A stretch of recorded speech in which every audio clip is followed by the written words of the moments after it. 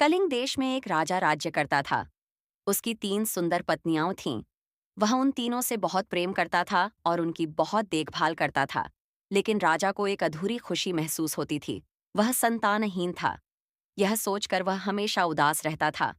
कुछ समय बाद उस राज्य में एक महात्मा आए। राजा स्वयं चलकर उनके दर्शन के लिए गया। राजा का चेहरा देखकर महात्मा बोले, हे राजन, तुम संतान न होने के कारण बहुत दुखी हो। मैं तुम्हें 3 फल देता हूँ। इन्हें अपनी रानियों को खिला दो। इससे तुम्हें उत्तम संतान की प्राप्ति होगी। महात्मा राजा को 3 फल देकर चले गए। राजा ने उन फलों को लेकर अपनी तीनों रानियों को बुलाया और उन्हें एक एक फल खाने के लिए दिया। तीनों रानियां अपने अपने महल में चली गईं। 2 रानियों ने वे फल खा लिए, लेकिन सबसे छोटी रानी ने फल एक ओर रख दिया। उसने सोचा कि काम खत्म करने के बाद फल खा लेगी। लेकिन तभी एक नेवला आया और फल का कुछ हिस्सा खा लिया। काम समाप्त होने के बाद छोटी रानी ने बिना ध्यान दिए वहीं फल खा लिया। कुछ समय बाद तीनों रानियों ने पुत्रों को जन्म दिया। लेकिन आश्चर्य की बात यह थी कि जिस छोटी रानी के फल का एक भाग नेवले ने खा लिया था, उसके पुत्र का सिर नेवले जैसा था, जबकि बाकी शरीर सामान्य मानव का था। राजा इस विचित्र संतान को देखकर निराश हो गया और छोटी रानी और उसके पुत्र की उपेक्षा करने लगा। उसने उन्हें न तो अच्छे वस्त्र दिए और न ही किसी प्रकार की सुविधाएं। छोटी रानी महल में होते हुए भी एक दासी की तरह रहने लगी। समय बीतता गया और तीनों राजकुमार बड़े हो गए। जब बड़े 2 राजकुमार युवा हुए तो राजा ने उन्हें बुलाकर कहा, अब तुम युवा हो चुके हो। जाओ, किसी अन्य देश में जाकर अपनी योग्यता से धन कमा कर आओ। वे दोनों कुछ धन और यात्रा के लिए भोजन लेकर अपने अपने घोड़ों पर सवार होकर चल पड़े। जब नेवला राजकुमार को इस बात का पता चला तो वह अपनी माँ के पास जाकर बोला, माँ, मैं भी जाकर धन कमाऊंगा।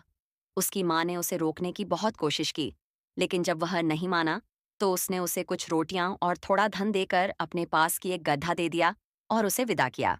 नेवला राजकुमार गधे पर सवार होकर यात्रा पर निकला और आगे बढ़ते हुए अपने दोनों बड़े भाइयों से मिला। तीनों एक नदी के किनारे पहुंचे। नदी का प्रवाह तेज था, इसलिए घोड़े उसे पार करने में असमर्थ थे, लेकिन नेवला राजकुमार का गधा आसानी से नदी पार कर गया। यह देखकर दोनों बड़े राजकुमारों ने उससे सहायता मांगी। नेवला राजकुमार ने कहा, अगर तुम अपना सारा भोजन और धन मुझे दे दो तो मैं तुम्हें नदी पार करा दूंगा।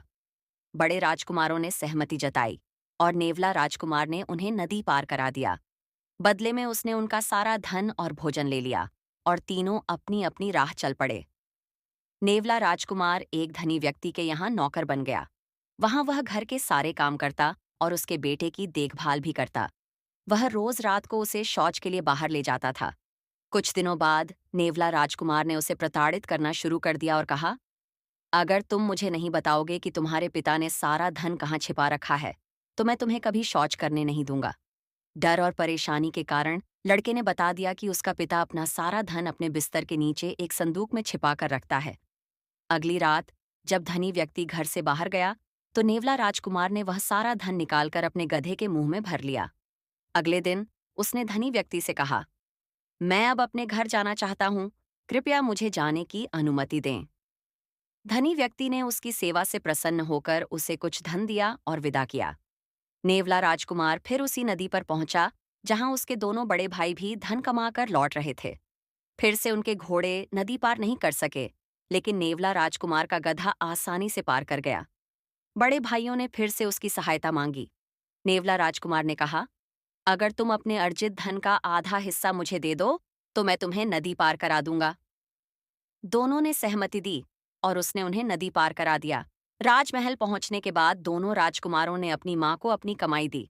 नेवला राजकुमार भी अपनी माँ के पास गया और बोला, माँ, अंदर जाओ और मुझे एक लकड़ी की छड़ी लाकर दो।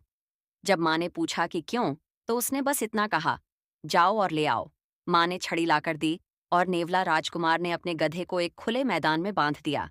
फिर उसने लकड़ी से गधे को मारना शुरू किया और जैसे जैसे वह मारता गया, गधे के मुंह से सोने के सिक्के गिरने लगे। यह देखकर सभी चकित रह गए, यहाँ तक कि राजा और अन्य रानियां भी। बड़े राजकुमारों ने उससे गधा खरीदने की इच्छा जताई और पूछा, इसकी क्या कीमत है? नेवला राजकुमार ने कहा, मुझे इसके बदले तुम्हारी सारी कमाई चाहिए। बड़े भाइयों ने सहमति जताई और सारा धन देकर गधा खरीद लिया। इसके बाद बड़े राजकुमारों ने भी सोचा कि वे गधे से सोना निकाल सकते हैं। उन्होंने उसे डंडे से पीटना शुरू किया, लेकिन कोई सोना नहीं निकला। अंततः उन्होंने गधे को इतना पीटा कि वह मर गया। गुस्से में वे नेवला राजकुमार के पास गए और बोले, तुमने हमें धोखा दिया। गधा मर गया लेकिन सोना नहीं निकला। नेवला राजकुमार मुस्कुराया और बोला, मैंने तुम्हें कोई धोखा नहीं दिया। तुमने मेरी शर्त मानकर गधा खरीदा था। अगर तुम्हें नुकसान हुआ है तो मेरा दोष नहीं। बड़े भाइयों ने कहा, हम अपना धन वापस चाहते हैं और तुम्हारा गधा भी वापस ले लो। लेकिन तब तक गधा मर चुका था। इस प्रकार अपनी बुद्धिमानी से नेवला राजकुमार ने बहुत धन अर्जित किया और अपनी माँ को साथ लेकर बहुत वैभवशाली जीवन व्यतीत किया।